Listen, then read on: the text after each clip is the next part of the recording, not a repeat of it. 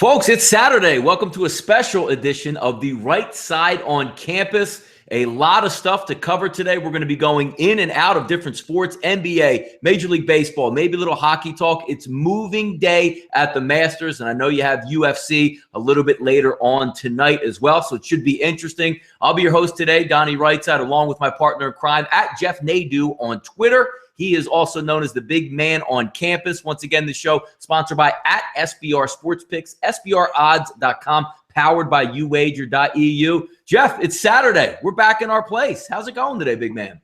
Good. Yourself? Hey, doing real well. Looking forward to a big day of sports. I know we got a full card to go over. We'll do a little rapid fire, make sure we touch a little bit of everything today. But, tell the listeners, like last night we had late night on campus, talked a lot about some, plays that went out yesterday, what we saw, bullpen damage as usual, and some weather conditions that certainly played into it. But again, big card today in Major League Baseball, so the world is ours. Yeah, I'll first touch on NBA. I was lucky to hit Timberwolves plus the points and the over. That got a little interesting in the third quarter, but T-Wolves did enough to get the cover there. But yeah, you mentioned Major League Baseball, Donnie. The Diamondbacks continue to win. I mean, really impressive stuff so far from that group. I mean, they have a new manager, a new everything really, and it was nice to see them continue to win. Texas, they put up a crooked number and beat Oakland, which, listen, I think we all agreed Alcantara was a guy that I don't think many of us thought would do much last night. The surprise of the night to me, though, but again, is it really that surprising? Michael Fiers, again, is Mike Fiers, and the Astros continue to not really hit the baseball. The Royals get their first win behind none other than Jason Vargas, of all people. One other thing, Donnie, we mentioned it. Reds finally looks like maybe they have a starter that they can work with for a little bit. Amir Garrett, the lefty, comes in and gives them a nice outing. And the Reds, by the way, Donnie, the Twins are 4-0. How about that? Yeah, interesting. And by the way, Amir Garrett there, I mean, you can use him to pitch on Saturday if you need him to play in a little pickup game during the week. He is a St. John's product basketball player. So what an athlete that kid is to come in and dominate and throw a baseball at that size. And also, if you've seen him, I know, Jeff, you've seen him at St. John's there. Just an interesting story. One of those things where an athlete, one of those type of kids that can do it all. And congrats on a great start by him to open up the season. Yeah, no, he was impressive. He did a nice job. And, I think the surprise of the year so far, but again, it seems like it's every year with this team. It seems like the Twins start out good every year, and their bullpen hasn't given up a run this year yet. So that's pretty impressive, especially with all the issues that bullpens have had. But yeah, your first Saturday in a long time without any basketball. As far as we're looking at straight up, baseball, NBA, obviously basketball. I mean, the college hoops. But yeah, first big day of baseball, and we got a lot of soccer on the TV and all sorts of stuff. So yeah, I don't hate this time of sports. I like kind of the laid back, baseball. Yeah, weather changing. You got some spring weather that's starting to creep into the area. Usually when weather comes west to east, we saw it yesterday, Jeff, just to touch on one other game. You brought it with the Dodgers, hanging that over under it, basically 12.5 covering across the board there. If you checked out SBRodds.com on the closing line, nobody hitting in that game, and it was perfect conditions. Wind lightly blowing out, right between 8 to 11 miles per hour. A nice 70-degree day. You thought the ball would travel and teams would break out of it. Rookie pitcher who's never pitched in Colorado throws a gem yesterday. So again, one of those April caveats that you look at where sometimes you just don't know exactly what's going to happen. The opposite sometimes comes in. Yeah, and I mentioned the under for me was the play in that game. I mean, Ryu, I'm a fan of. I think he's a good little pitcher, and the other kid Freeland, he was making his debut, from that area. I know for me, look, I'm never going to get to the major leagues and never planned on it, but if I would, and I'm pitching for a team that I rooted for, I mean that would be pretty dope, to be honest. And you got to feel like first game in Coors, just posted too high. And you see, look at obviously the pitchers speak for themselves today, but definitely a much smaller total today, where I think that total should be normally. I think 9.5, 10 is really 12's too high. I mean, that's just, you basically need run after run after run, and it's just not possible, day in and day out.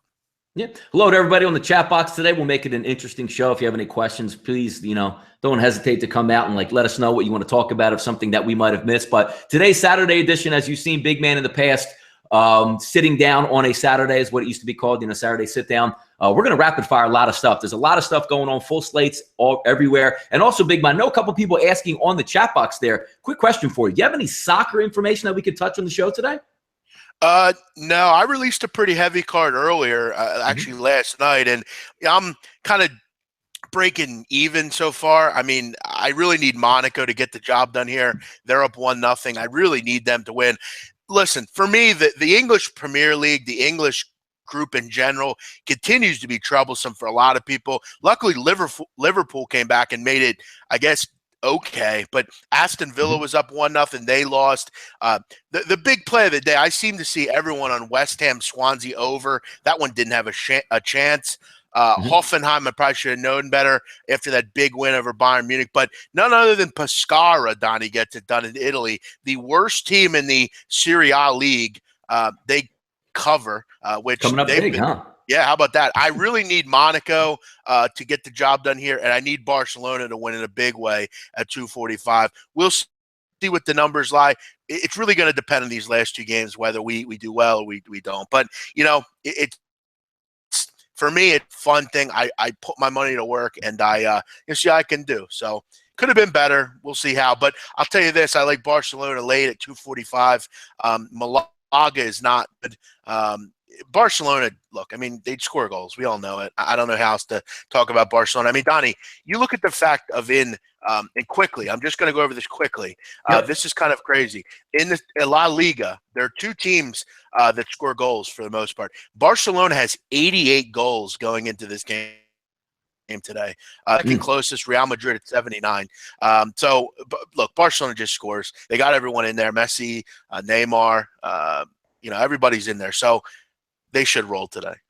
Yeah, interesting. Just taking a look at the chat box, some quick thoughts going out there. Guam White says, how's the weather up there? I'm outside chilling. It's not bad up here today. It's going to be in the 60s, and hopefully it's going to only improve Saturday for us in the Northeast, or Monday and Tuesday in the Northeast for us, going to hit in that high 70s range. So we're looking forward to that. Also out there, why is King Felix minus 108 against the Angels? Is it a trap game? Well, I mean, King Felix getting a little bit long in the tooth. He's on the road, hasn't been as dominant in the past. Little questionable also, Big Man, if he did actually tweak his calf a little bit in the last start. So that's something to keep an eye on there. But, no longer is King Felix that, MVP super ace that you can just bank on as a victory. And that line tells you everything you need to know there. And, Donnie, we'll get into that game for sure. Yeah. That one's last. We'll get into every game. We'll go down game to game. There's no need to ask if we'll cover a certain game. Big Man was about to call Liverpool. Yeah, I was about to call Liverpool because they were down 1-0. And as many know, if you're down 1-0 and having to win, it's difficult. I mean, I don't care who you are. You got to score 2 goals. And, Liverpool needed it, and they got the job done. So I'll take it. Let's jump into baseball. We'll keep abreast of what's going on here. We'll go right down the list here, and we'll get some thoughts out there. And, again, if you're on the chat box, chime in with something you think is interesting on one of these plays. We'd certainly love to talk about it. Information is king, so let's make it happen.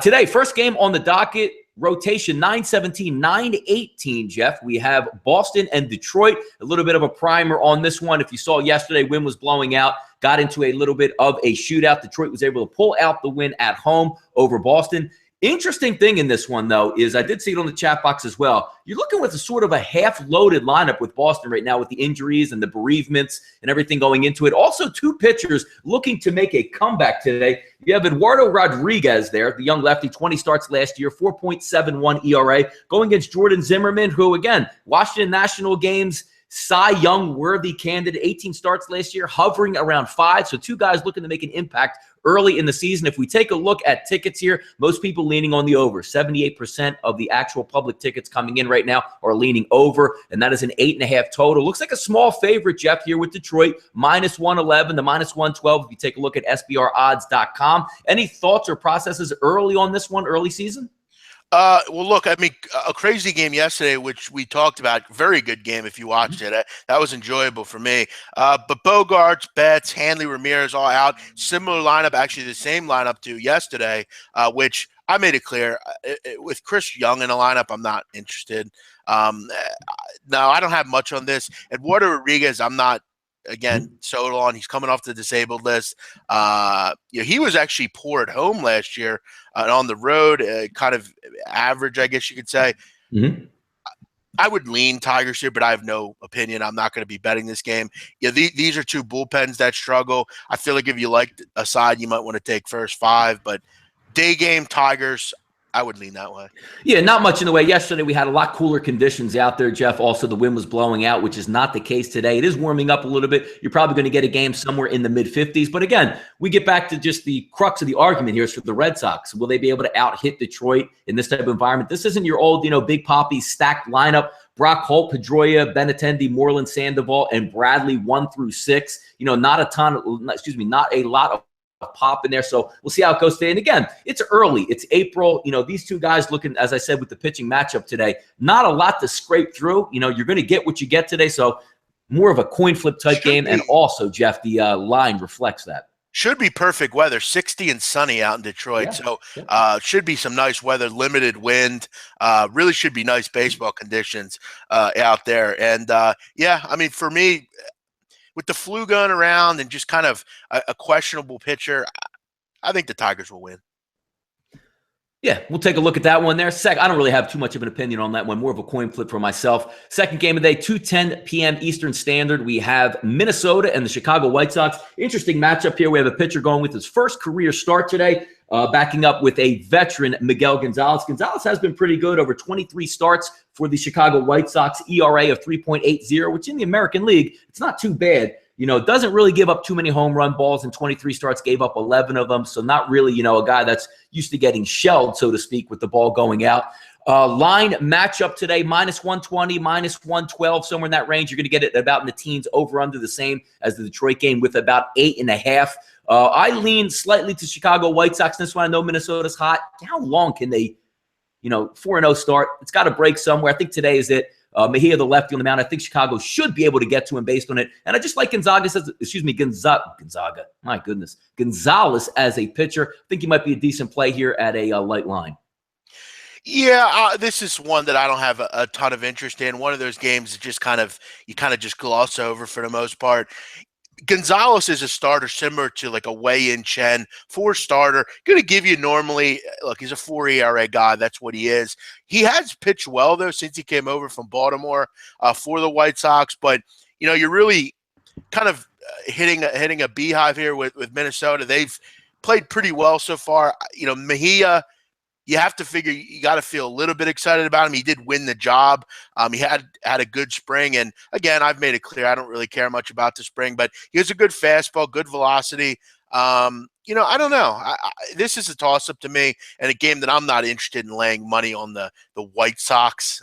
Just not something I'm going to do. I'll pass on this game. Yeah, interesting one on that one, too. I mean, you're looking at Minnesota. And again, you're capping games based straight up in April most of the time on coin flips. Nobody's seen any of these guys. Most of these batters don't have a book on batters or pitchers either way here. So just tread lightly in April, which I do have a play a little bit later on tonight. 3-1 this week, just giving out some light stuff. I don't have any premium plays, no big ticket wages, no packages through April because my edge really isn't that deep here. You got to look at the card. We have to remember there are a lot of games in baseball today, a full card. To invest your money in these two teams, it's not really a smart decision, if you ask me. You really, again, like you said, it's really just kind of a toss-up. Yep. Next game on the card, which again signals a red flag. Well, Kevin, why do we have to put respect on the Twins? I mean, they've won 4-0.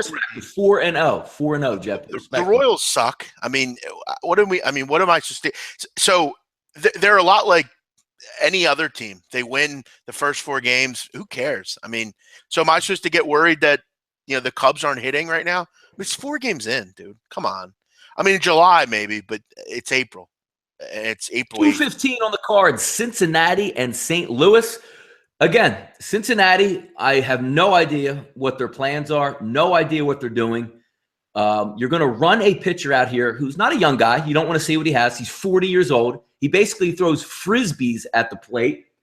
And that would be one Bronson Arroyo, who's going to have his first start in 3 years. It's not like what a great finish he had to 2016. Let's give him another shot in 17. I don't know what they're planning on doing that. Michael Wacha, who for a few years looked like an outstanding on his way to being a Cy Young caliber type pitcher, And then 2016 ends up with a 5.09 ERA. Another wait-and-see game, but the one thing I know for sure is I know that line is deep at 190 to 195, whatever you might get it at. Public is lining their pockets right now with St. Louis. I don't know who's going to be on Arroyo because I don't even know. Is he going to get over 80 miles an hour? Is he just going to play his guitar out there? I have no idea what the Reds are doing in this one. So it's just that it's baffling. I guess it's not so much of what they're doing that I don't know that they have any other options really. I mean, Homer Bailey's on the DL, DeSclafani's on the DL. This is what the fifth starter is for the Reds at this point. What's crazy about Bronson Arroyo, Donnie? He's not even the oldest pitcher pitching today, actually. Who is it? Who would that be? R.A. Dickey at 42. Yeah. But you also got Guthrie, who's 38, pitching as well. But yeah, I mean, he was a non-roster player. They gave him a roster spot. Yeah, I don't really know what but we talked about it yesterday. This is the state of Major League pitching. I mean, really, this is a guy who I'd rather see at a blues hall in Biloxi, probably playing his guitar instead of making his appearance today against the Cardinals. We talk about it all the time. I'm not a big backer of the Cardinals just because I don't really like, kind of dealing with them. Their lineup, I don't think is particularly very good. But you look at some of these numbers against Arroyo, Carpenter, not particularly good. Limited appearances for Yadier Molina. No one really hits him too well. Matt Adams does have a couple home runs, but the Cardinals should win. I don't see any reason why they don't. They're 1-3. They're usually very good at home, which hasn't been been this year. But I'll go Waka. He has good numbers career against the Cardinals. But again, at 190, this is not a game I'll be personally into.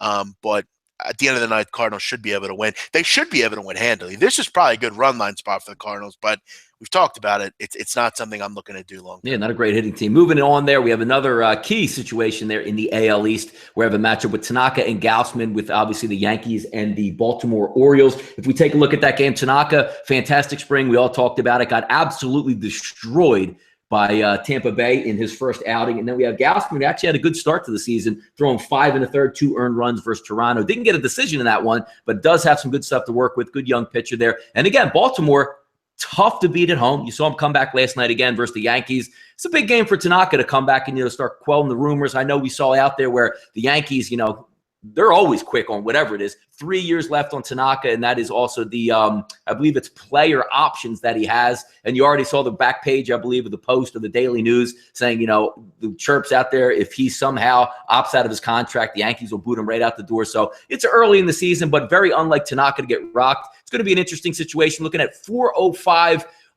slight favorite. Actually, it's about a pick 'em there, 104, 103 if you're looking at SBRodds.com. Interesting one. I'm not interested in laying the New York Yankees yet until I see them really become a contender. A lot of young guys up at the plate. Baltimore, again, so tough to beat at home. Better bullpen, I believe, than the Yankees here. I would lean Baltimore in the situation as a light favorite as a home team. Yeah, well, look, I've always mentioned I don't like betting against Baltimore at home anyway. I'm actually probably going to look under in this game. I know unders aren't something that I would really want to look at too frequently, but both these pitchers are particularly strong. Gausman had a great start to his season. Tanaka didn't, so I expect Tanaka to probably come back and pitch pretty well here. He has good numbers career against the Orioles in 5 starts. I mean, Gausman's been fantastic against the Yankees in his career. I mean, 11 career starts, an ERA under 2. He was very good last year in Camden Yards with 2 good bullpens, with 2 teams that, I know the Yankees have found it a little bit offensively, but I'm going to look probably under maybe. 8 is – I could see like a 4-2 game here, 3-2 game. I don't think this would be a particularly high-scoring game, but the one caveat I have here, Baltimore – during the day, sun shining, not a big park really. Could see some moon shots, but I would hope Tanaka comes out and pitches well here. We see a pretty low scoring game in this one. I would go out and say.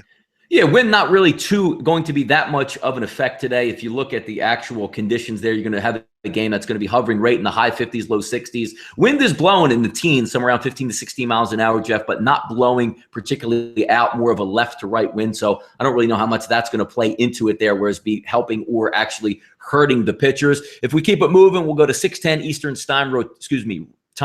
Rotation 925, 926. Aaron Sanchez, Chris Archer, 2 quote unquote aces of the staff. If you took a look at Sanchez, 30 starts last year, a 3 ERA in the AL East is sensational. And after a nice opening day start by Archer over the Yankees, when Archer's on, he's a very good pitcher. Going to be a great matchup there down in the Dome. And I don't know why that Dome is still there. You're going to hear me talk about it all summer long. If I see one more catwalk, foul ball, pop fly, home run off there, I'm going to lose my mind. This is Major League Baseball, not, some rec league somewhere, but that's another day, another story. Light favorite for Chris Archer today, anywhere between 114, 115 to 120 out there. Over under sitting at about 7.5. Not really a huge public favorite on this one, Jeff. 51% of the tickets line up on Tampa Bay. Don't have much here. If you're looking at this game, you might even tend to say maybe a first 5 under. Both of these pitchers very good. Tampa Bay, I know, they broke out last night. It was just a little bit of a shootout, so you might be getting an overreaction today with some people jumping on the over or the under today. But actually, I see the public holding firm at under 64% of the tickets, so they might be on the same wavelength as well. Any thoughts on that game, big man? Yeah, that's the play I would recommend here. This is one of the probably thus far the strongest play I would look at, under 4, first 5. You're going to have to lay 120, 125, but you look at some of the numbers against the opposing pitchers. Evan Longoria, 0.71. Logan Morrison, 100 average. You look at some of the Blue Jays against Archer, 115 for Donaldson, 190 for Bautista. Pilar at 214. Russell Martin, 185. Just not Tulowitzki, 182. I just think we see a lot of quick at-bats here, a quick 5 in this one. Not a lot of contact. Both these guys are good pitchers. I am concerned a little bit about Aaron Sanchez regressions. He did have the best ERA in the AL last year, and was pretty much fantastic the whole year. They're going to need him to pitch well if they want to be a team that competes. Archer, I think he's kind of brought it from last year. He didn't get a ton of run support either. I think other than some home runs, this one should stay under. As long as we don't – Tampa Bay can be a home run hitting team, but I'll go under for first 5 at 4. I think that's probably the best play we've talked about. Yep. Now, next game on the card, which hits close to home. Obviously, me and Jeff are from the Philadelphia area. I'm a big Phillies fan. I know he is a Yankees fan. And I'm going to trash the Phillies just like I have been doing the last 5 years. When they're good, I'll give them credit. When they don't try, I'm not going to give them any credit whatsoever. Interesting line today. The Phillies are opening up as a favorite, -120 if you take a look at Pinnacle, -122 looking at 5 dimes. Guthrie is just your run-of-the-mill bum old starter with a 5+ ERA getting the start. Nola wasn't particularly fantastic last year. Rookie year had a very good season. Looks like he ended up last year through 20 starts, 4.78 ERA, was shut down late in the season to try to preserve his arm. But that tells you everything you need to know. The Phillies are a horrendous ball club, devoid of any hitting talent whatsoever outside of Maikel Franco, who hasn't really set it on fire to start the season. Relying on older veterans, one-year type contract players, it's not going to get it done. I'm actually surprised that line is actually showing the Phillies as the favorite, even how bad Guthrie's been, how bad the Washington bullpen has been. The Phillies 1 through 8 everyday lineup is an embarrassment to Major League Baseball as a Power 5 type of market. It's not going to get any better. What you saw yesterday, even the announcers now in Philadelphia are cloned into, down 7-4. Boy, it doesn't even matter what happens the rest of the day. They showed fight. That's what we're down to, from a World Series in 08 to a trash can ball club where the AAA team will smoke this Major League ball club, but the Phillies are too cheap to bring anybody up from AAA to start their clock and actually have to pay a salary wage there. So I'm all about fading the Phillies. The Phillies are a favorite today. I would fade them every single game this season, and you'll probably win money. Agreed. I said yesterday, I think they're the weakest lineup other than probably the Padres. It's awful. The problem, though, I have here is it's, in a small park. They're facing Jeremy Guthrie, who you look at Guthrie, 38 years old. And I will point out, Guthrie, one of the better Jordan collections I've ever seen. He has a sick, no, he does. He has a little, it's like in a basement, but it's almost like it's like a vault basically. And it has a vault door on it. It's sick. He is some of the sickest Jordans I've seen. He's a really good Jordan collector, but, he should probably go into that business as opposed to pitching. You look at last year, Donnie, at AAA New Orleans. He pitched 26 2/3 innings, gave up 27 runs, and he had an ERA over 8. Again, that was at AAA New Orleans. His whip was 2.22, which is awful. Now you're asking him to come up. But here's my problem. He's facing the Phillies. I get a weird feeling we see one of those games today where Guthrie is fantastic, and he somehow throws a 6 innings and gives up 2 runs. But here's the problem: the Nationals bullpen, I have no real belief in either. Not for nothing, Don. I have no idea. I guess the Nationals I would grab just because they're the underdog. I don't know that they should ever be an underdog with that lineup. And you look at against Nola last year, Bryce Harper in his career, 11 at-bats, 2 home runs, a 6.36 average, 6 home runs for this Nationals lineup against Aaron Nola. And Nola was very Jekyll and Hyde last year. I got to be honest. I think we see some runs in this game. I'll go over 8.5, but I had to really pull strings to make a play on this game. Yeah. Bullpen's definitely going to be a factor into this one here. Also, just to bring up another caveat with our Philadelphia Phillies. That comment, Donnie. Phillies are stacked. I mean, come on. Look at that stacked lineup. I mean, let's take a look at the Phillies with Ryan Howard. 26, I think he's late 26-year-old, something like that, before they brought him up. You have 2 absolute power bombers in the minor leagues at 24 years old. One kid hit 40 last year. One kid hit 38. They're not good enough to take over from Michael Saunders. They're just, let's get Saunders out here to play. Let the kids play and just be done with it. Again, every show we do, I'm going to hammer the Phillies till these kids come up. An inept organization. You have people saying that Adam Morgan's a good player. Adam Morgan has a 5.545 ERA in his career. Stop saying stuff like this. They are not good. They're not going to be good. They're going to struggle to win 70 games. What are you people looking at? Who's watching the Phillies? It's a bad team. I don't know why every single kid should be up here playing. You're going to watch that slop they throw out 1 through 8 every single day, which again, this isn't a one-year thing. They dismantled the team in 2012. They didn't take the team down late in 2015. 5 years in a major market and you suck every How long year. are you going to be bad for? It's like, I mean, your starting There's pitch. there's no end in sight. There's not even any end in sight. If you're going to say, hey, Jorge Alfaro, who's your prize catcher, okay, Ruff is up here. What is he doing up here? Let the kid come up and play. Gary Sanchez having no problem. An undrafted player for the Yankees is balling. Come on. They have one of the best farm systems in baseball. I mean, but yet they just sit back. And I got to ask, this is the question I have for this organization. You traded away all your talent. You traded away Hunter Pence. You traded away for nothing. Nothing. And you got back nothing, by the way. But then you traded Hunter Pence and you got back Tommy Joseph, who they've brought up. And I got to be honest. I mean, I haven't been that impressed with him. Why not bring others up? You did all this trading for what exactly? When exactly are we going to see these kids? I'm totally lost with the teams in this city as far as some of the moves that they're making. Obviously, the Sixers, I'm lost with what they're doing. The Phillies, I have no idea. I don't know what point you're going to say, you know what, maybe it's time since 2012 for us to get a little better. We won a World Series 10 years ago, by the way, going on 10 years. Yet we still haven't made any waves in what we're trying to do here. No one's excited.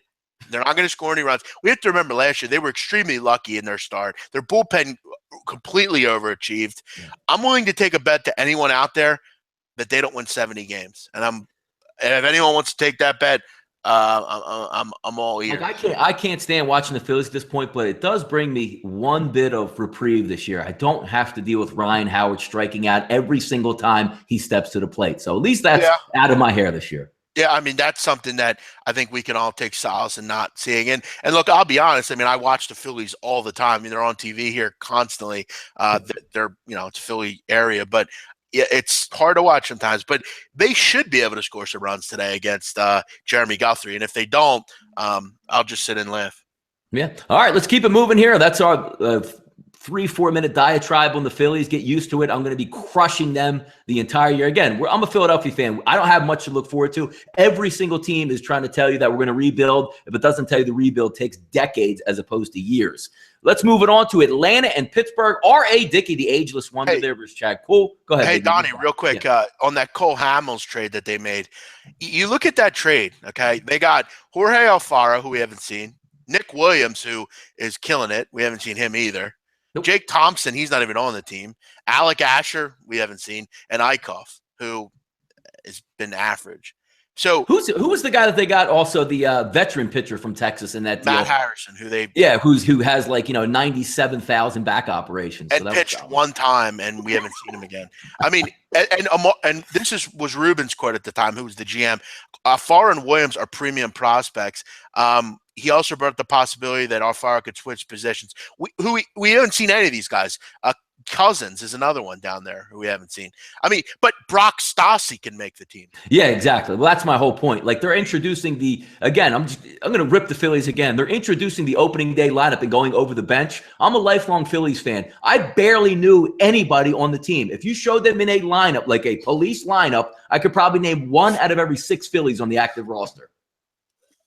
Anyway, let's keep it moving here. Let's get back to Atlanta. R.A. Dickey, Chad Cool here. Looks like 58% of the tickets coming in on Pittsburgh. Obviously, people do like to fade R.A. Dickey. Minus 141 is the number there sitting. If you get that at Chris, it also looks like you have a couple of those comparable lines at 5 Dimes and also sportsbook.com. I don't have too much on the game. As I said, a couple of people asked me yesterday on a couple feels. Even with Stephen Wright going for Boston, I'm not big into capping knuckleball pitchers because when they're on, they could be Cy Young pitchers, as R.A. Dickey did with one. And when they're off, it can be just disastrous. The one thing I do look, you might have a side edge here with Pittsburgh, is when you do tend to have a knuckleballer on the mound versus a speed team that can run on the bases, tends to be a lot of pass balls. You're not running on a 98-mile-an-hour fastball. You're running on a 65 waiver in the air, butterfly ball. So one of those interesting things that Pittsburgh might be able to take advantage of R.A. Dickey. Outside of that, big man, don't have much on this game.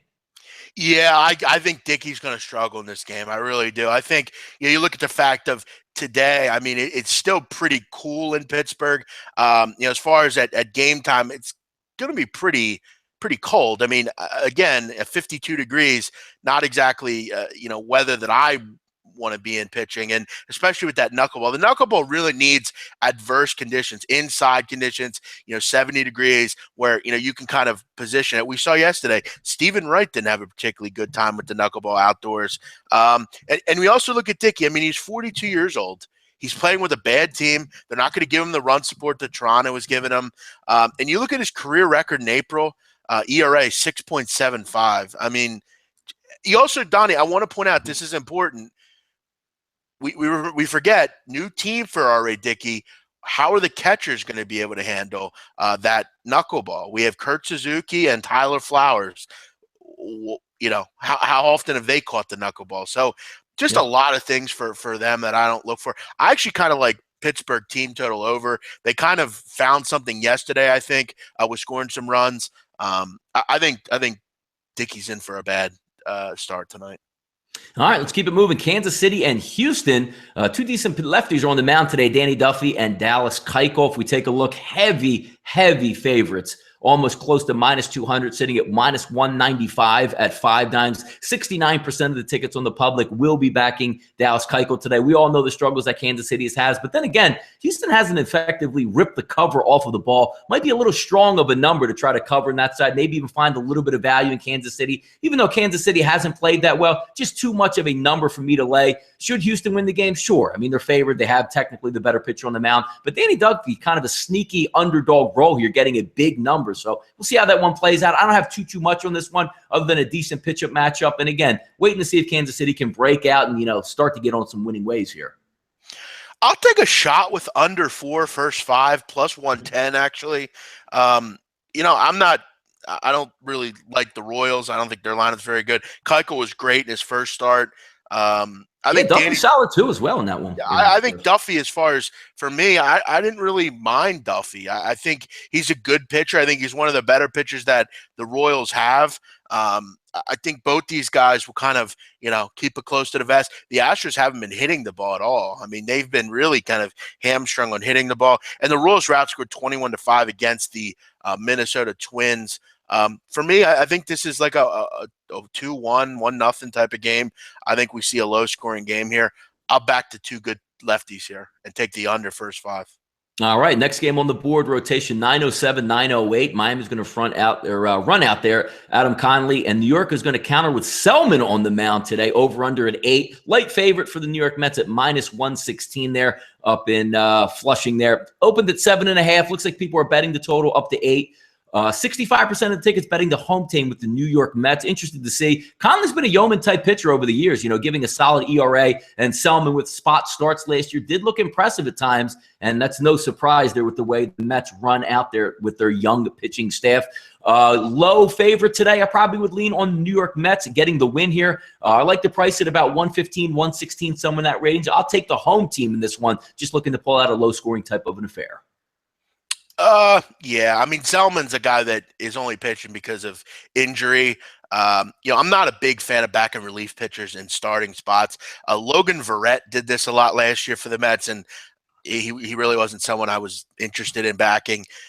Conley, another guy, just kind of a fourth or fifth starter. He did have a good ERA last year, though, against the Mets, so that's got to be talked about. But I'm just not a fan of the Mets. Sorry. I don't think a Zellman's a guy I want to back. I don't like this lineup. You know what? At this price, I'll take a shot with the underdog here and go with the Mets or the Marlins. I liked them last night. I like them again today. I don't know how Selman's a favorite here. I just don't get it. I don't understand the continued love affair with the Mets. I don't see it. They had one good year, and they didn't even win anything. Mets stink. They're not going to do anything this year. Their lineup's the same as always. Give me the dog here. I think Conley comes to play tonight. And we have one of those guys that's going to creep into creep up from our past in the next game, big man. We're going to go the Cubs and the Brewers today. Hendricks, who every time I look at his numbers from last year, something had to be up. I don't know what was in the water or what day it was or what defense the Cubs played, but having an ERA, I believe I'm double checking here again. Best ERA again. Double check. Yes, double checking again. 2.13. There has to be some regression there, but I mean that's just amazing. Flipping on the other side of this one too, Jeff. Minnesota Twins. That Tommy Milone running from that ace staff Generation K that the Twins are going to run up there has found himself a new team. 83% of the tickets, no surprise, backing the Cubs in this one. Over under sitting anywhere between 9 to 8.5, depending on where you're getting that at. But one of those guys with Malone, the Mays of the world, and the guys that the Twins run out there, I'm not interested in backing it. Again, the Cubs didn't hit yesterday. Nice win by the Brewers in extra innings. The game seemed like it took forever. And every time the Cubs would threaten, they would knock themselves into a double play. And how fitting that it ends on a pass ball last night. I think the Cubs should be able to bounce back, but in no way, shape, or form am I laying minus 180 on a road team. Yeah, and you mentioned Hendricks. Look, of course there's going to be some regression. I mean, for him to pitch the same, it's not going to happen. I mean, every pitcher has regression unless you're Clayton Kershaw, really. But I've made fun of Malone for a number of years. I even did today with some of the followers and friends that I've met on Twitter. We love to make fun of Tom Malone. Look, the only reason Malone's in this starting rotation is because Junior Guerra got hurt. Other than that, he'd be back on a bus to whatever spring or AA team would have him. I mean, Tommy or Donnie, I got to ask the question. Yeah. When has Tommy Malone ever been good? I don't know. Maybe in his career, I mean, he's never been good. You look at once he had 2 innings in his first game, gave up 3 hits and 2 earned runs. Last year, in 69 in the third innings, he had an ERA just south of 6. Opponents at 300 off him. Tommy Malone's trash. He has no business in the major leagues. And I got to tell you, I think today we finally see the Cubs break out. I think they put a crooked number up. Like I told you Texas would last night, they put a crooked number up today against Tommy Malone. This is a prime run line spot to me. I would back the Cubs here. Problem for me on the price, I'm not getting plus money back. So for me, I don't have a particular good value here. What's the team total here? We got 5. Got to tell you, I think the Cubs put up 8-9 runs today. Yeah, would better. Let's go. Speaking of Texas, big man, Oakland's going to run out Graveman today versus Yu Darvish, who struggled in the opener. Another big money team, minus 175 if you're checking in at Pinnacle there with SBRodds.com. 74% of the tickets are favoring Texas today in this one. I don't have much here. I just like the way Texas played last night, finally busted out of the slump. I do think Texas is going to win the game. I don't want to be laying, or I won't be laying minus 175 there. But once again, Jeff, we talked about it yesterday as well. We're not interested in backing Oakland on the road. Again, love them at home, love them late night, sneaky ballpark. Not many people there, cool temperatures. I'm not interested in backing Oakland on the road. I know, signs here and there that they can show up, but I'm not interested today at all. Yeah, Graveman, I mean, good, decent young pitcher, but I'm not going to take him in this spot. yeah. Look, I'll make it perfect, crystal clear. I don't lay 170 or anything near that. Yeah, I mean, look, Darvish is great though. I mean, he's really, really good. I think Oakland's a team that's very hit or miss. I mean, they're a pretty decent home run hitting team, but other than that, you mentioned on the road they really struggle. What did they do last night? I don't even remember. Did they even? What I did think 10-5, something like that. Oh, that's right. Yeah, they Yeah, scored they 5 stomped runs. them out. Yeah. Yeah, I don't have much value in this game. It's hard to back run lines with Texas. Yeah, if you could find like a team total under for Oakland in the first 5, that would be something I would look at. And 5 Dimes definitely has that. You can actually get under 1.5. I don't know. I don't have much in this game. I think Yeah, interesting on that too, Jeff. Texas If in you're a looking parlay, at maybe. If you're looking at team totals in that game or unders in that situation, I mean, it's the air density is 61. Obviously, the lower the better. If you're looking at Colorado, somewhere in the 40s is what it typically is. A lot of times you'll see, San Francisco Giants or Oakland A's somewhere around like 71, 72. The one interesting thing here today, blowing directly in from right field, Jeff, almost 20 miles an hour. Something to keep an eye on there as well if you're betting that game or looking at a team total or an over in that situation. If we keep it moving here, let's go to Colorado in that one Coors Field. Clayton Kershaw, the ace, going to take the mound today versus Gray. Minus 203. The king on the mound is laying that type of wood on the road in an environment where he does not specialize in versus a team that can put up runs at home. Public, 83% of the – that's Jeff – 83% of the public is backing a minus 200 on the road. I don't get it, brother. Yeah, but I actually do. I mean, it's a right-handed pitcher they're facing. Gray is not someone that I'm interested in. We know the Dodgers are good against right-handers. That's what they. What would that line be if the game was in Los Angeles? 300? Probably 250, 260. You have to understand, though. I mean, Kershaw's got 32 starts against the Rockies, a 3.08 ERA. That's fantastic. Yeah, look, I mean, you can bet against Kershaw. Good luck. I'm not going to do it.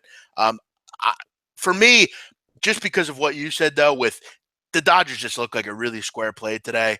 I'll avoid this one. Probably. How many money line parlays are going to go down on that game today, big man? Oh, I'm sure plenty. If it loses, I should say. I'm sure plenty. But yeah, you mentioned it. It's a good point. It's a thing where Kershaw, his ERA is close to 5 at Coors. It's all relative, though. I always look at that as well. But it's all who has a great who goes in the Coors and has like a 2.9 ERA. You know what I mean? So right. You look at though with John Gray, his fastball stats. Lefties hitting 329 off of them. Right-handers hitting 388 off of that. So, listen, I'm not a John Gray guy. I don't really get it with him. And I don't really get it with the Rockies in general, pitching-wise. But Dodgers should win. But, again, as you mentioned, a big public side. All right, let's take a look. Couple games left on the card here. Cleveland and Arizona matchup. Arizona is mashing the ball at home. They're going to see a good guy that you can probably mash off if he's not on his game. That's Trevor Bauer versus Zach Greinke. Greinke, not on Mad Bum's level, but he can swing the stick a little bit as well, which is going to be reflective in that line. Jeff, 9.5 is the over-under, opened up at 9. Looks like the majority, slight majority, over 52% there of tickets coming in on the over. So the public likes that a little bit. But interesting here. The line to me, minus 111 for Bauer on the road and the public backing him here. I'm not a huge Zach Greinke fan, but I like the way Arizona plays. I like the way they hit it home. Might be worth maybe a dog play on Arizona here if you can get plus money.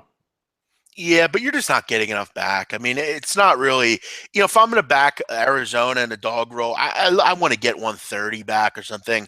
But again, it's Greinke, so you're not going to get that number. Yeah. I guess the big question is at what point is he going to pitch well? I mean, he has the ability, but he is getting older. Velocity's going down. He's coming off a bad year. This is a tough one. I don't really want to fade the Indians right now. I think if Bauer can just give them 5 innings, I think they'll win this game. An awful loss. I don't really want to bet against the Indians. I think at this price, I think they're worth a play maybe. Greinke I feel like I want him to pitch well, and he will, but it seems like every time I do that, he just doesn't pitch well. So at 111, I would take a shot with the Indians, but not a great play. All right, next one in the maybe the story of the day here. Madison Bumgarner on the go ahead. Yep. Sure. This card sucks. This is an awful card. At least you have some decent actual pitchers on it, though, as yesterday you had none. There's But no, you're value-wise on this card, it's not very good. And that's what we're going to get right into. Madison Bumgarner. Minus 200 on the road if you're looking at Chris. Minus 195, minus 200s across the board here. 85%, another one. Almost a minus 200 pitcher on the road. I know they're good, Cy Young Award type winners, but 85% on the road, I'm not interested in backing that number. However, getting into this play, I do have one that I have picked out. And again, it's early in the season. Done decent this week going again. Just going to use a half-unit wager on this one. I'm going to go with the San Diego Padres team total under 1.5 on the first 5 innings here. I think Mayabum has a chance. You're getting, I believe, value where the public is saying, this isn't Matt Cain on the mound where, me and Jeff could go out there and take a couple guys from the street in South Philadelphia and bang around Matt Cain. Different environment today. You saw how well Mayabum actually pitched, which I don't put much stock in spring training, but also pitched opening day there, getting caught up, going 5 1/3 innings of perfect baseball. I see more of the effect today. He doesn't have to shut out San Diego. I think, if he gives up the 1 run, I think it's going to be a good play. It's a little juicy at minus 125, but I think it's going to get there. The wind is blowing in at Petco. The one thing I like about this also, Jeff, it's a 5:40 p.m. start out on the West Coast. So you're going to have the sun in that sun-setting mode where you might get some shadows there. But I just think Mad Bum is going to go through this lineup fairly easily. If he gets through unscathed in the first 2 innings, I think that 1.5 is going to come in rather nicely here. Also looking at, looking at under 4 in the first 5. The only reason I backed off it because I don't know if Chaseen can keep San Francisco down. And, 4 is not a huge run line, or a total number in the first 4 innings, whereas you could very easily see like a 3-1 or a 4-1 type game after 5. I don't want to lay the number with Bumgarner, but I'm going to take the under in the first 5, under 1.5 runs. I think Mad Bum just peels through this lineup. Yeah, Donnie, I don't mean to knock your play, but I feel like instead of doing that, why not just take the Giants minus 0.5 for the first 5? I mean, you have to figure they're going to be able to score a couple runs off Chaseen. Listen, I mean, it's very difficult because a 2-run homer, you lose.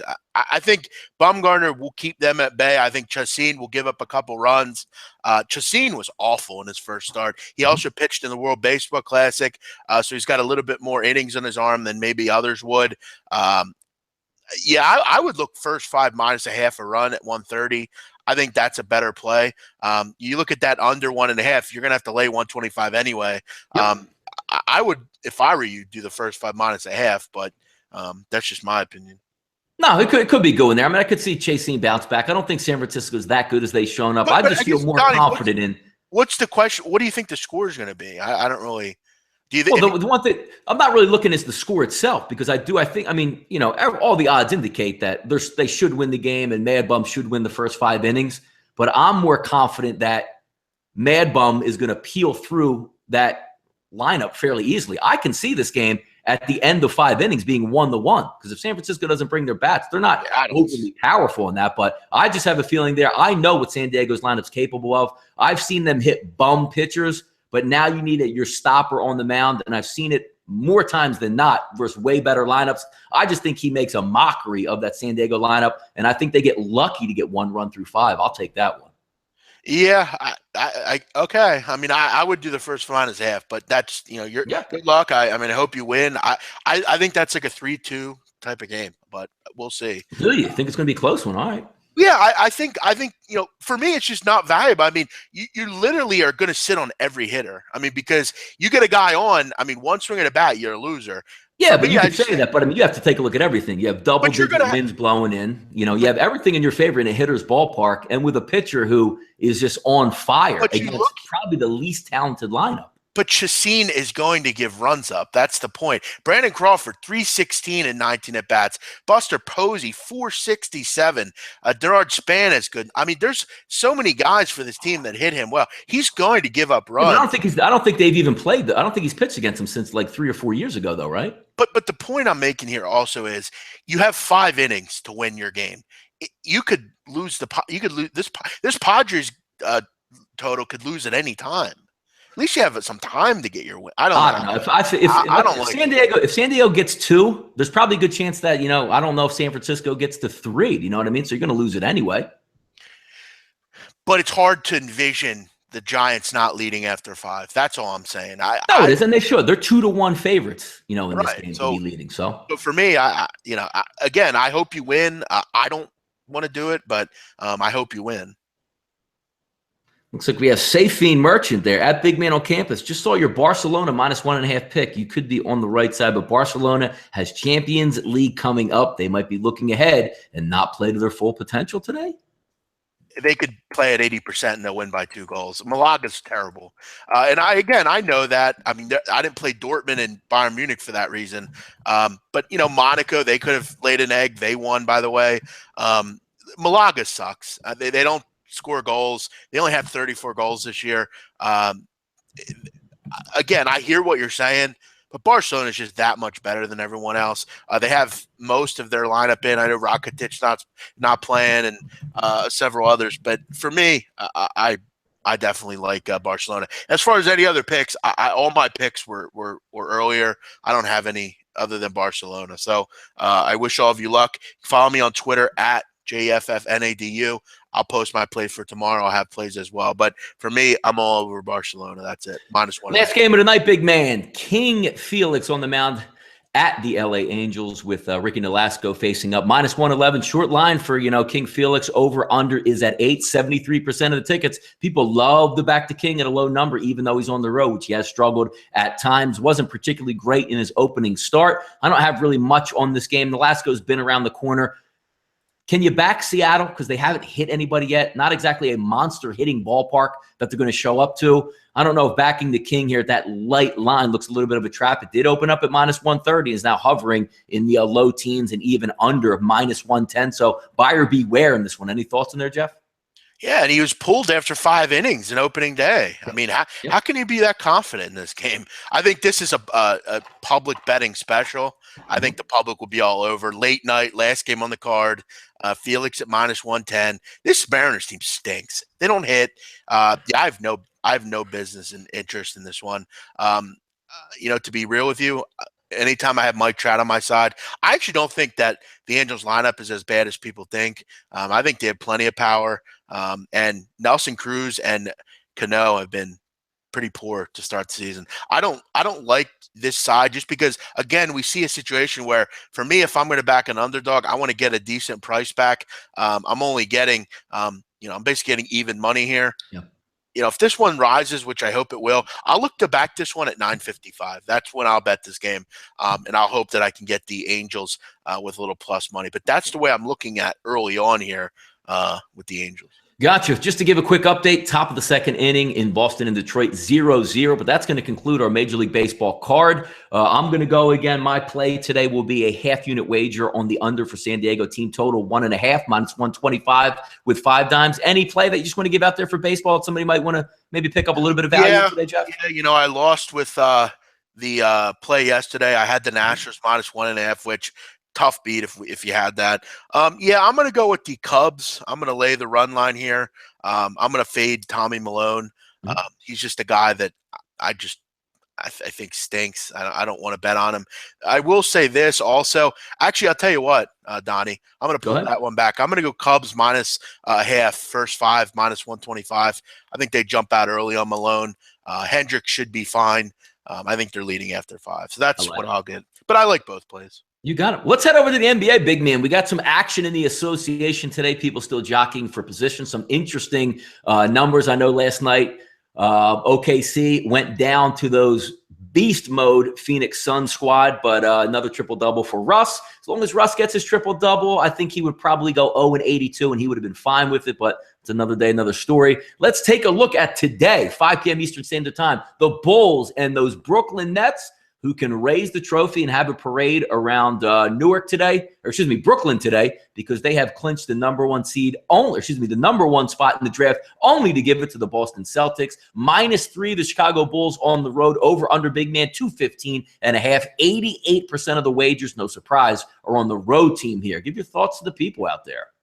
What game did you say, Don? Sorry. This is the first one. We're going to go Bulls and Nets, 5 p.m., -3, the opening line on the Chicago Bulls. Yeah, I mean, nothing right now. I mean, sidewise has had no movement as far as that's concerned. I mean, again, we know how to bet NBA. Dwayne Wade looks probable.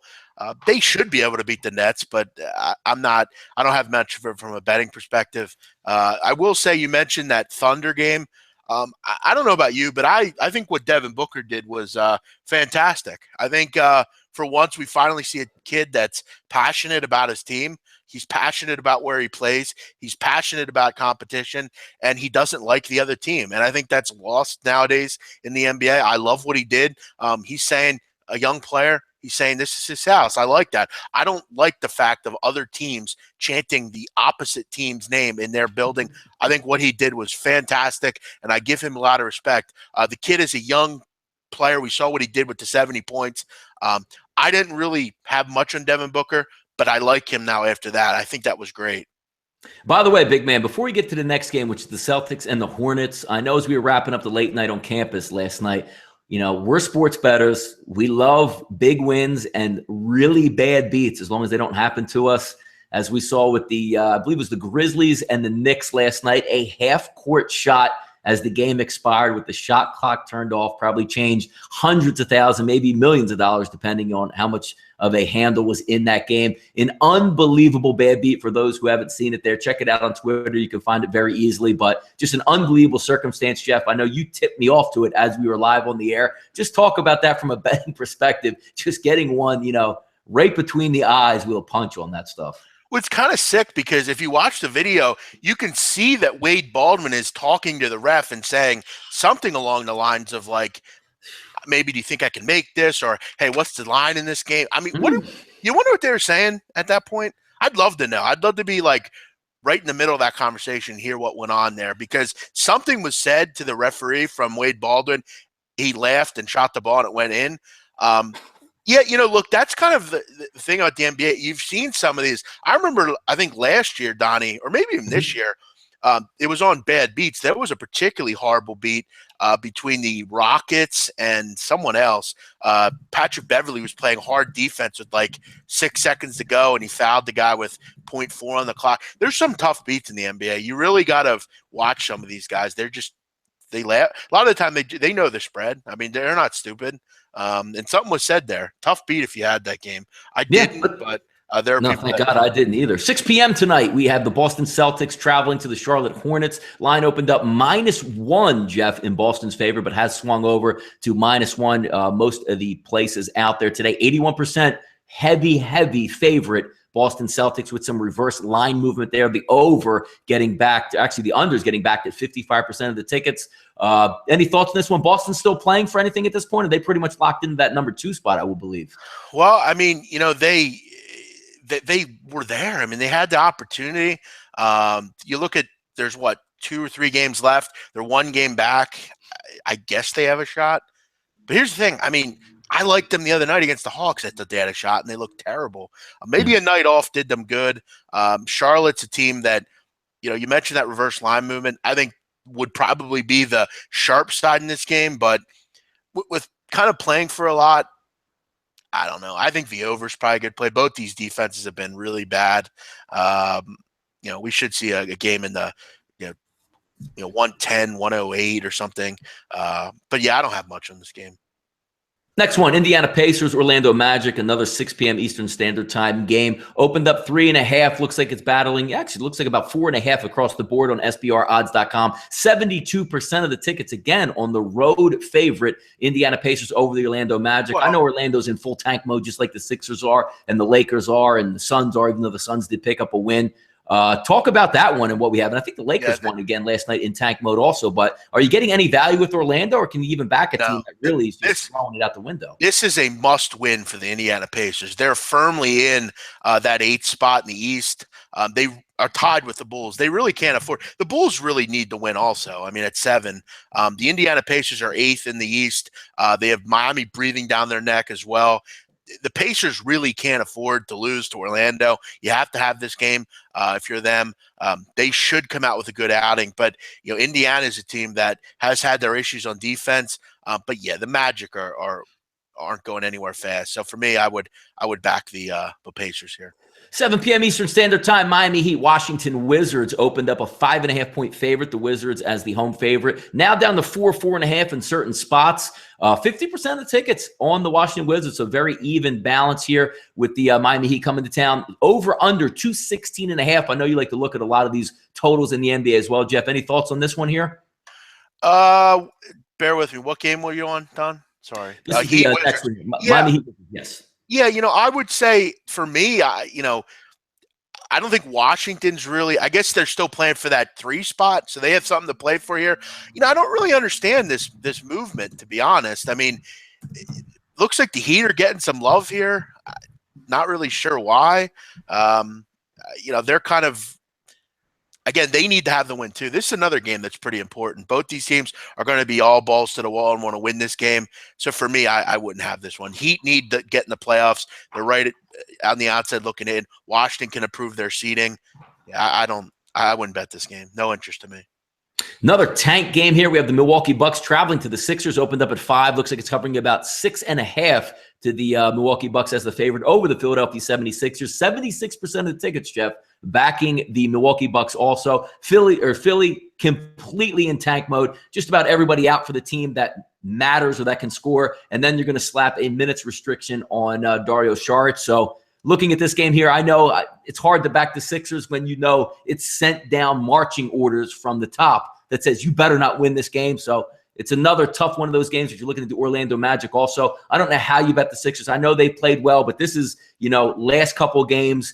Do not mess up your position here. You still have a game with the Knicks to end the season. If you technically can win this game and beat the Knicks, you can drop a full lottery spot, and especially being tied with Orlando here. I don't see them being competitive in this one. I'm not an NBA bettor, but just reading the tea leaves, I know the Sixers want no part of a win here.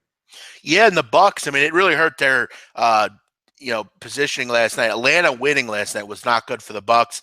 I mean, the public agrees with you, Donnie. Big public action coming in on the Milwaukee Bucks. They're currently 6th in the East. They're 1 game back of the 5th spot. Obviously, being the 6th seed, you're going to play the 3 seed. And if you can improve and get up to that 5 seed, you have a little bit better chance to advance.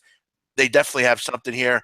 Yeah, I mean, the Bucks are, again, the Sixers have played the Bucks hard this year, but as you mentioned, the Bucks kind of need it.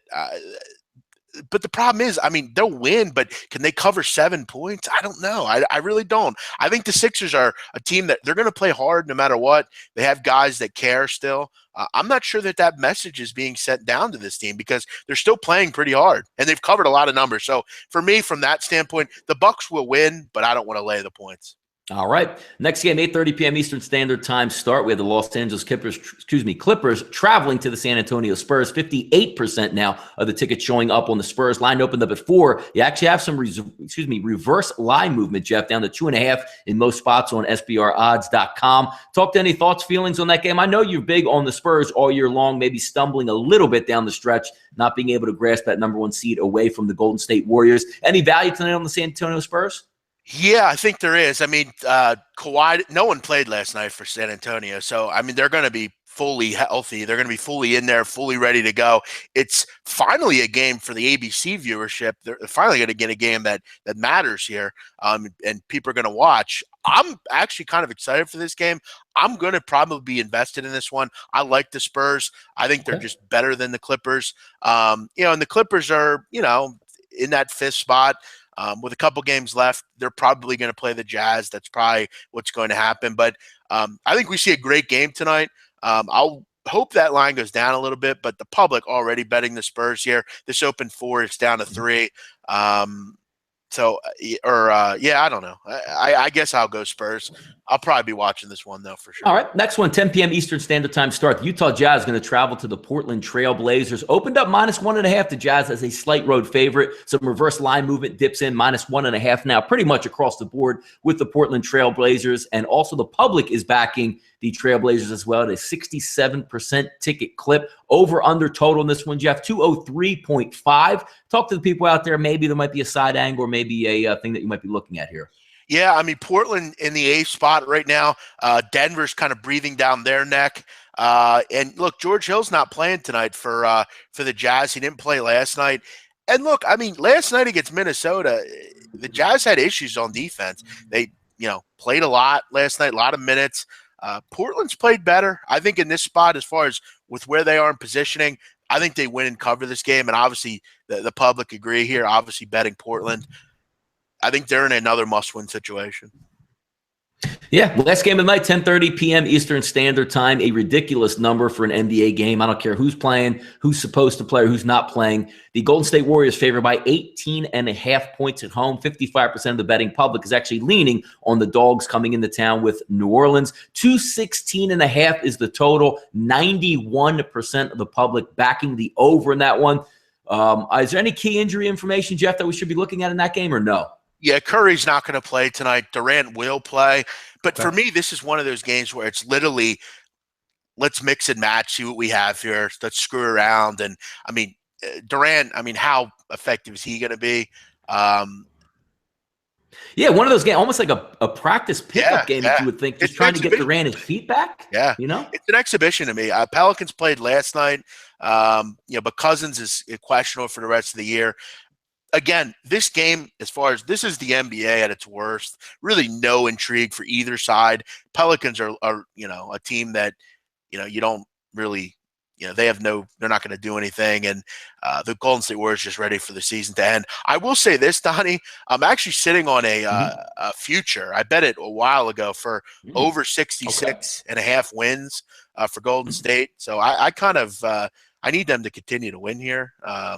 As far as that's concerned, they've won a ton of games in a row. I think 13 in a row.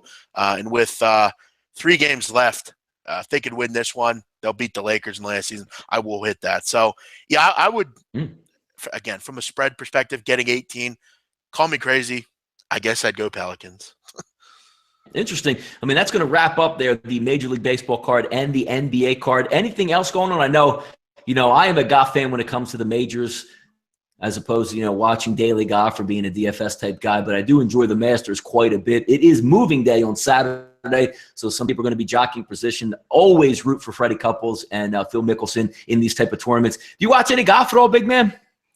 No, I don't actually. I do know. I think. Don't tune into? Yeah. No, I'd rather. And I actually wanted to bring this up. I would rather, and I'm not kidding. There's not many sports that I would like. Name a couple sports that no one watches, and I'll tell you if I'd watch them over golf. I don't know, like sport. Like I would, I watch golf over soccer. Here's the kind of sports that I would. Here's the sports I would watch over golf. Like I would definitely watch rodeo over golf. I would watch tennis over golf. I'd even watch the LPGA over regular golf, honestly. Oh, come on. I hate golf. I think it's literally the stupidest sport I've ever seen. I think it's I don't get it. I don't get why. Enjoy the beauty, the masteries, the patrons down there, the second cut. Here's another thing, another reason I don't like golf. It's a spring sport generally. You got to go outside and play it. It's a lot of grass around. I have bad allergies. I don't ever want to be near grass at this time. I don't want to be outside really, at least for the next couple of weeks. I hate golf. I have no interest. I'd even watch hockey over golf, and I hate hockey too. Come on, hockey playoffs are good, though. Don't you at least watch hockey playoffs a little bit, or no? You're just totally out on that, too? Not really interested, honestly. I will say this, Donnie, Arena League got its start last night. If you know me, I do dabble a little bit in the Arena League. There's a lot of good value in the Arena League if you know where to look. You have one game tonight. I may or may not be interested in it. One name to talk about, Donnie, in the Arena League I saw recently. Do you remember Shane Carden? Do you know him? I do remember the name. Yeah, played for East Carolina. Yeah, sure. He's in the Arena League. So there are some new faces you'll see, but for me, it's pretty much going to be baseball and the NBA for me going forward here, and football as well, soccer. So yeah. Anything else for today, big man? Before we wrap it up here. No, I'm on Barcelona -1.5 here in about an hour. That'll be my final soccer play. I really need that one. So we'll see how it goes. Just let's do a recap on that, big man. Give me your baseball play, your NBA play, and then the soccer play again one more time. Yeah, soccer play is going to be Barcelona -1.5. I sent it out last night. That's one I'm on at 245. As far as baseball, Cubs first 5 -1/2 a run against the Tommy Malone and the Brewers. As far as from the NBA, I'm going to go with the Indiana Pacers. I think they really need this game, and Orlando has cut the cord. I'll be on the San Diego Padres under team total 1.5. See if we can up these plays to 4-1 this week. So we'll have a good day. A lot of stuff on the card today, fellas. Thanks for tuning into the show. We'll be back again on Monday night with the late night on campus. Both Jeff and myself. Jeff, tell them where they can find you on Twitter out there, buddy. Yep, I'm on Twitter at Jeff Nadu, JFFNADU. I also will be on with Natalie Rodstrom on Monday. We'll be recapping the week in soccer and looking forward to the new week here. We got Champions League coming up, which I will be dabbling in. You'll see me a lot on soccer stuff this week on SBR. So keep a lookout for that. Follow me on Twitter. Listen to my daily podcast every day at 5 o'clock Eastern. It's all about baseball. So everyone, good luck and enjoy your weekend. Yep, just to leave you with one thought there. Follow us on YouTube there. Follow us on at SBR Sports Pick, SBRodds.com. Check them out. Powered by uwager.eu as usual, folks. Have a great weekend. Cash those tickets, and we'll see you again on Monday.